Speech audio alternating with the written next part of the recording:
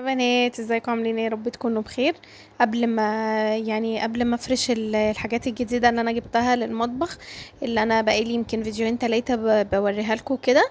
عملت جريمه بقى في المطبخ، هقول لكم دلوقتي، بس الجزء التاني من الفيديو ان شاء الله. فرصه للبنات اللي ما شافتش الحاجات اللي انا اشتريتها، فهتبقى متجمعة في الفيديو ده، وهوريكم ان انا فرشتها واللي فرشتها ازاي. واللي عنده اي كومنت مثلا إنه المكان ده مش حلو، المكان ده هيكون انسب للمكان الفلاني كده كده، اكتبوا لي في الكومنتات. يعني هعمل اللي انتوا هتقولوا لي عليه، لان في حاجات انا مش مرتاحه لمكانها وبفكر ان انا ابدلها وكده. ما علينا. المهم جات لي اكلة سمك بقى. من اكتر انواع الاسماك اللي انا بحبها اسماك الغردقة، بموت فيها. يعني هي مختلفة اصلا عن كل السمك اللي ممكن انتوا تاكلوه في اي محافظة. سمك الغردقة ده حاجة تانية. تمام. فانا قبل بقى ما افرش وقبل ما اعمل اي حاجة، جبت كيسة وفردتها على الرخامة، وقلت ان انا انضف السمك لان انا ما عنديش اي مكان تاني ان انا انضف فيه.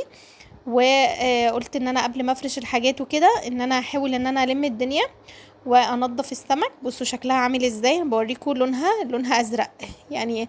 السمك بيبقى ده ملون، وهو تقريبا اسمه سمك شعور حاجة كده يعني.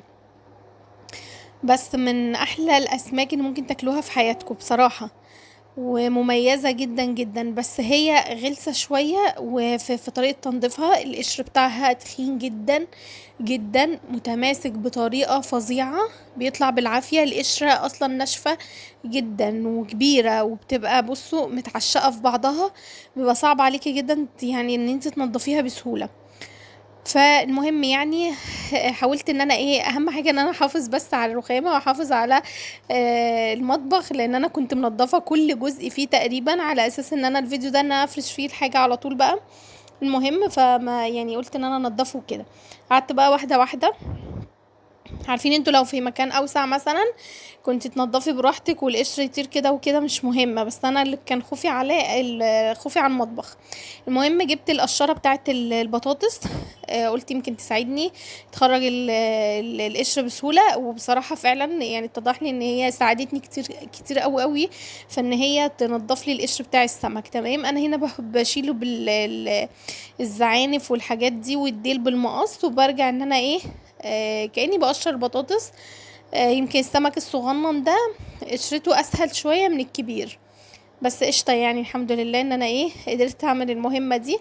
عايزة اقول لكم ان انا كنت بعمله لتاني يوم للغدا. تمام. فقلت ان انا انضفه واغسله كده تمام، واشيله نظيف لتاني يوم.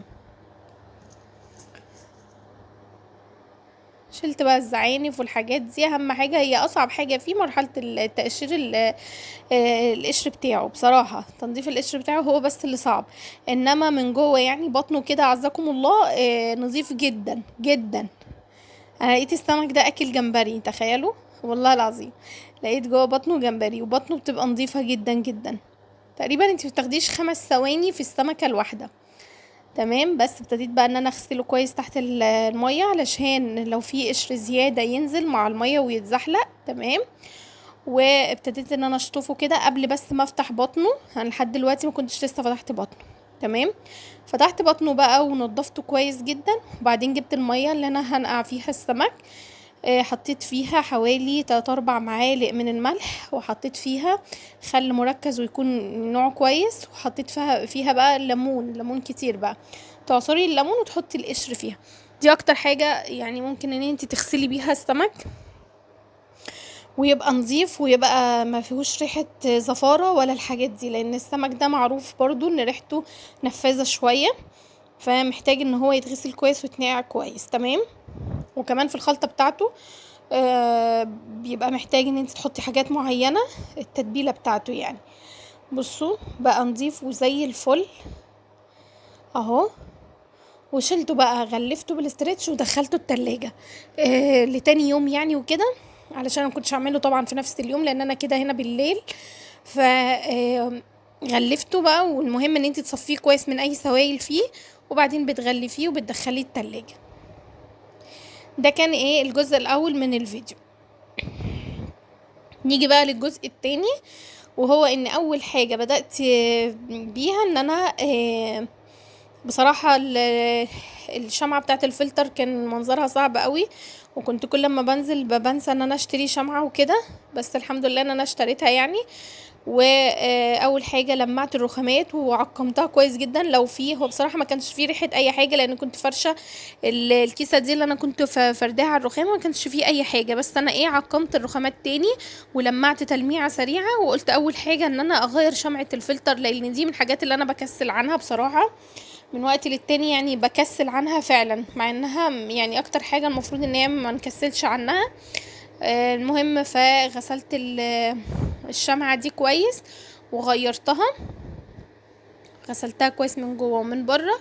زي اقول لكم الشمعتين التانيين ان شاء الله قريب برضو ان انا هغيرهم، بس هما لسه يعني تقريبا المدة اللي انا غيرتهم فيها لسه ما عدتش يعني وكده. بس هي اهم حاجة الشمعة الاولانية دي تتغير على الاقل كل شهر ونص مثلا.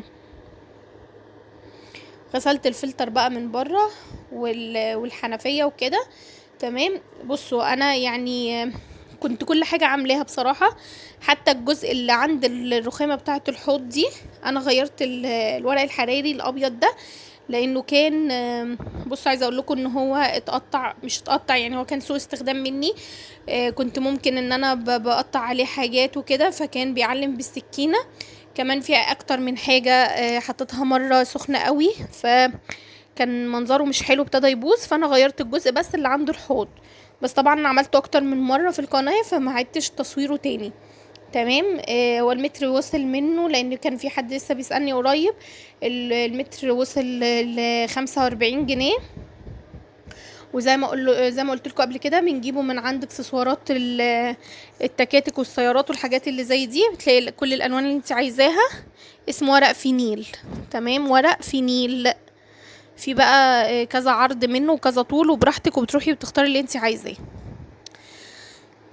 هنا بقى ابتديت ان انا ارص الحاجه جنب الجزء بتاع اللي هو جنب الحوض. ماشي. طلعت الاردفات الخشب اللي انا جبتها، وكنت محتاره احطهم كده ولا احطهم بالورب شويه.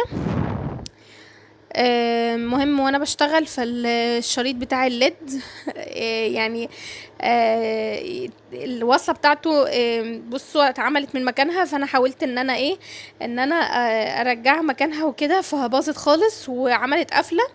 والحمد لله يعني السلك اصلا ضرب في ايديا، وقعدت اصرخ بتاع 5 ثواني والله العظيم. والحمد لله الاوتوماتيك نزل لوحده، وبعدين لولا شلت الفيشه وكده المهم ان هو باظ خالص. فان شاء الله باذن الله بقى اشتري مكانه يعني. وغلطتي ان انا كنت بحاول ان انا اوصل الفيشه بالوصله بتاعته اللي هي اتفصلت منه، والفيشه محطوطه اصلا في الكهرباء، فدي كانت غلطه مني انا. جبت بقى الصينيه اللي هي اللي مكتوب عليها ماي كيتشن، وابتديت ان انا ارص فيها بتاعه الخل وبتاعه الزيت دول، عايزه املاهم. ان شاء الله هنزل اجيب حاجات البيت، لان حاجات الشهر، لانه فعلا انا مقصره في الموضوع ده جدا ان شاء الله يعني. الجو حر ومش مخلي اي حاجه تعمليها اصلا ليها شغف بالنسبه لك، فماشيين واحده واحده كده واليوم بيومه. ان شاء الله موجة الحر دي تعدي باذن الله، وهيكون في نشاط اكتر من كده. جبت بقى الملاحات الصغننه تمام، وجبت البرطمانات اللي انتوا شفتوها قبل كده اللي انا جبتها دي، حطيت فيها الشاي والسكر والملح. ان شاء الله هجيب زيهم تاني علشان القهوة وعلشان بقية التوابل. بس يعني ان انا ايه، ابتديت واحدة واحدة، في حاجات كتير كنت لسه هشتريها وقلت ان انا بس اخلص وكل حاجة تيجي واحدة واحدة. بس بقى ابتديت ان انا احط الاسبتيولات الخشب دي جنبهم، حطيت الصفايه دي وحطيت فيها طقم التوزيع السيليكون والاسبتيولا اللي انا دايما بستخدمها تمام. حاولت ان انا يعني انا كنت حاطه هنا الصفايه بتاعه الاطباق فشلتها خالص، فضت لي مكان وادتني برضو يعني وسع شويه على الرخامه، خصوصا انا مطبخي صغير مش كبير، بس انا دايما بحب اهتم بيه بصراحه، بهتم بكل تفصيله فيه. جبت بقى ال اسمها ايه، الديسبنسر ده ولا اسمه ايه يا ربي نسيت. المضخة دي بتاعت الصابون المواعين، وحطيت فيها الصابون السائل وحطيتها بقى. وبصوا الليفه بتاعت المواعين دي انا كنت محتاره احطهم ازاي، وجات لي فكره وانا واقفه والله العظيم ان الفلتر ده اساسا معدن، وانا عندي اصلا عارفين انتوا المغناطيس بتاع التلاجة، عندي بقى كذا واحده منه، انا كنت مشتريه باكت فيه 12 قطعه، فقلت اجرب، فمسكتهم في العلاقه بتاعتهم ولقد نجحت الفكره يعني. بصراحه شكلهم كيوت وكيوت قوي وجمال وحلوين، وادوا منظر رهيب للحوض. في حاجات كتير اكسسوارات للحوض عايزه اجيبها، بس للاسف مش لاقياها. يعني في حاجات في بالي كده مش لاقياها خالص، مش لاقياها. حتى الاونلاين مش عارفه، ما بقيتش اشوفهم فيها حتى علشان اعمل اوردر. جبت بقى البودرة بتاعت ليم، وجبت المنظف اللي هو بتاع كلين ده بتاع ملمع الاستانلس الحوض، وابتديت ان انا اغسل الحوض كويس جدا علشان ابقى خلصت بقى من منطقة الحوض دي نهائي. تمام، خصوصا ان انا مفيش بقى مواعين وكده تاني، فخلاص غسلت الحوض ودعكته كويس جدا علشان بس ريحة السمك اللي انا كنت لسه غاسله فيه. اصلا المنظف بتاع ليم ده مع كلين بتاع الاستانلس بصوا مش هيخلولك اي ريحة، تعقيم وتنظيف ولمعان رهيب. بس هو مشكلته ان هو بيبقى تقيل شوية، فلازم تمشي ايدك عليه علشان تعرفي ان هو يتشطف كويس. تمام، منديل بقى بتنشفي الحوض بتاعك وبيبقى كده بيلمع وخطير. بصوا بوتي الزرع ده اللي انا عملته بقى، انا كنت عامله 3 منه، واحده كبيره و3 صغننين كنت شايلاهم للمطبخ، بس عشان بما ان انا عاملاهم بالخيط المكرميه والخيش فمش عايزاهم يوصلوا دايما للميه، فابتديت ان انا قلبت كده بوله صغننه وحطيتها بحيث ان انا ارفعها، هي مش باينه بس ان هي ارفعها شويه عن الميه، فاهمين حاجه؟ فده كده كان المنظر بتاع الحوض، او الناحيه بتاعه الحوض كانت جميله صراحه. هنا بقى برضو الناحية اللي فوق دي لحد دلوقتي انا محتاره لها قوي قوي. في كذا فكرة في دماغي عايزة اعملهم، عايزة اركب لها شريط ليد واحط لها ستارة وكأنها شباك وفي كذا ديكور عايزة اجيبه لها. بصوا لسه مش مستقرة، بس يعني الشكل اللي انا وصلت له ان انا احط الصواني الخشب دي واحط البوت برضو الزرع ده اللي انا وصلت له في الاخر، يعني كحاجة كده احتياطي او استثناء عبال بس ما اشوف انا هعمل ايه. هنا جنب البوتاجاز بقى ما افتكستش حاجه جديده، نفس الحاجات اللي كانوا موجوده علشان بس ان انا اداري الوصله بتاعه الماسوره بتاعه الغاز. تمام، حطيت ارديف صغير كده بتاع البيتزا، وكان في كوستر مرسوم عليه فواكه المطبخ، وهنا العيدان بتاعه الشيش طاووق، وهنا السناده بتاعه علبه المناديل، ما افتكستش اي حاجه، رصيتهم زي ما هما. تمام، هنا عايزه اقول لكم ان هندا كانت بتساعدني في كل حاجه، كانت سهرانه معايا، هي الجندي المجهول، يعني هي اللي بتساعدني في حاجات انا ما بقدرش اعملها، ان انا اروح واجي كتير ما بقدرش اعمل كده، فهي بتاخد مني كل حاجه وبتساعدني فيها بصراحه. هنا بقى برضو كنت محتاره في الحاجات اللي جنب البوتاجاز شويه، حطيت بقى البلانشة الخشب تمام الكبيره وواحده ثانيه صغيره، وحطيت هنا السبت الخوص ده، وكنت عايزه بس ان انا احط فيه المنبه والراديو اللي انا مبستغناش عنه في المطبخ، وجبت كده الفوطه دي اللي هي الكاروهات الاحمر. بصوا حاولت احطها بطريقه معينه ما عجبتنيش في الاول وحسيتها كبيره شويه. بصوا عايزه اقول لكم ان انا جايبه منزيل للصينيه دي كاروهات ابيض في اسود وما استعملتوش اصلا ونسيت ايدي حطيته فين بجد، يعني انا قاعده ادور عليه مش لاقياه، في الاخر قلت خلاص انا مش هدور عليه تاني وهلاقيه بالصدفه. كنت مشتريه مناديل صينيه 4 منهم واحد صغير، كنت مشتريه الصينيه دي مخصوص، حاجه رسمتها كروهات وحاجه رسمتها كان عليها رسمه فراوله وحاجه تانية رسمه كريز تقريبا حاجه كده. المهم كنت مشترياهم اوردر مع بعض، وايديا ما حطيتهم فين مش فاكره نهائي، فانا قلت بقى ان شاء الله هبقى الاقيهم بعدين. استقريت ان انا اطبق المنديل كده على شكل مثلث تمام واحطه كده كمنظر في الخلفيه. جبت الملاحات دي من الصينيه التانية حسيتهم كتار هناك فجبتهم هنا، والزرعه الخضراء دي بصوا يعني الزرع بيعمل روح بصوا رهيبه، في اي حاجه بيدخل في اي حاجه بيبقى شكلها حلو، فبحاول بس ان انا ما يبقاش اوفر وفي نفس الوقت يدي روح حلوه. ده البوت التالت بتاع الزرع حطيته جنب الكتل. برضو الناحية دي بصوا حاسة ان في حاجة ناقصة، بس لسه يعني اما اشوف هعمل فيها ايه. تمام. اما ناحية الكوفي كورنر دي، من ساعة ما جت الأستاذة الاير فراير فزحمت لي الدنيا هنا، وفي نفس الوقت مش عارفة استغنى عنها لان بستخدمها في كل حاجة تقريبا، فمش عارفة، وحاسة ان هي مكانها هنا اسهل لي بكتير من ان انا احطها في مكان تاني واجيبها وقت الاستعمال. ف لا، عايزة تظبيط جامد. المنطقة دي انا كنت حاطة فيها كل برطمانات القهوة وكنت حاطه فيها الماكينه بتاعه القهوه التانية ودي، فما دلوقتي ما فيش مكان، فبرضو محتاجه ان انا افكر شويه احطها فين او اعمل لها ايه وهكذا. تمام. الصينيه دي بقى برضو كنت محتاره احطها فين، فجبتها كده بالمنظر ده. يعني بصوا، حسيت ان لا، المكان كده اتعدل شكله شويه وحبيت كده بصراحه.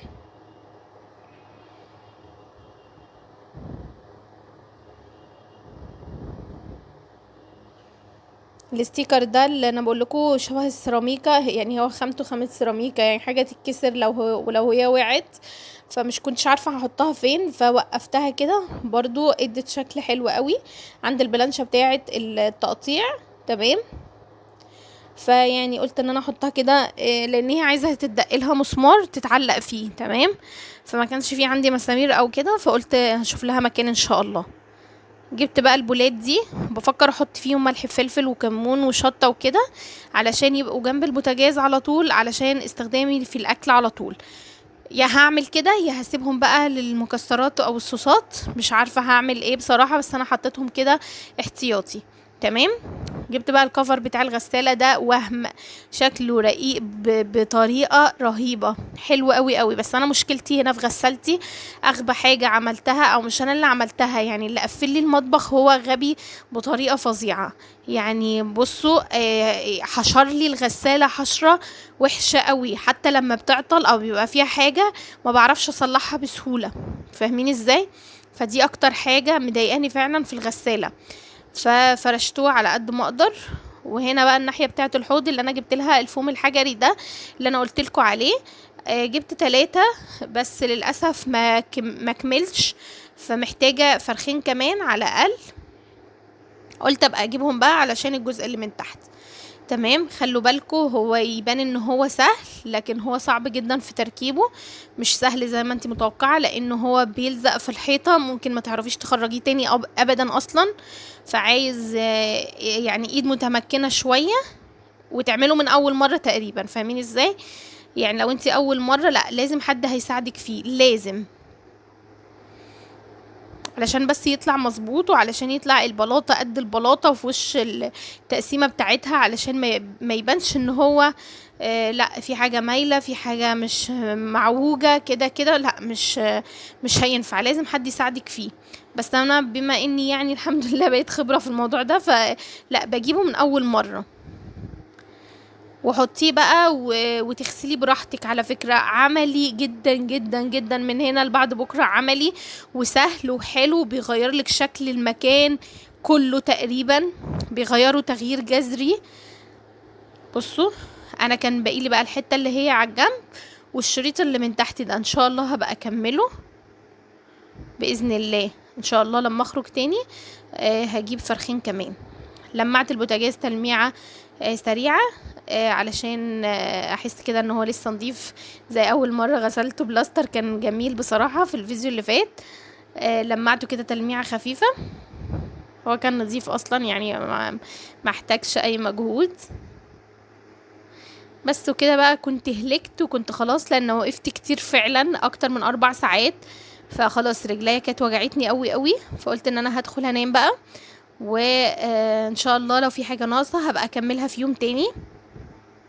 كان ناقص ان انا لمع المطبخ من تحت وكده، الجزء اللي تحت، قلت بقى في يوم تاني ان شاء الله ابقى اعمله. بس بنيت، وده كان المنظر النهائي، شكل المطبخ. يا ريت ان شاء الله يكون عجبكم باذن الله. هو عجبني قوي قوي، غير نفسيتي قوي قوي قوي قوي لحد هنا بعد بكره. شكل الحوض، الحاجات اللي جنب البوتاجاز، بصوا، لا انا يعني اقل حاجه بغير فيها بتبسطني بتسعدني، مش يعني خلاص مش ببقى ندمانه على اي حاجه، طالما نفسيتي بقت حلوه خلاص كل حاجه حلوه. ان شاء الله اشوفكم في فيديو جديد يا بنات باذن الله، وتصبحوا على خير. باي باي.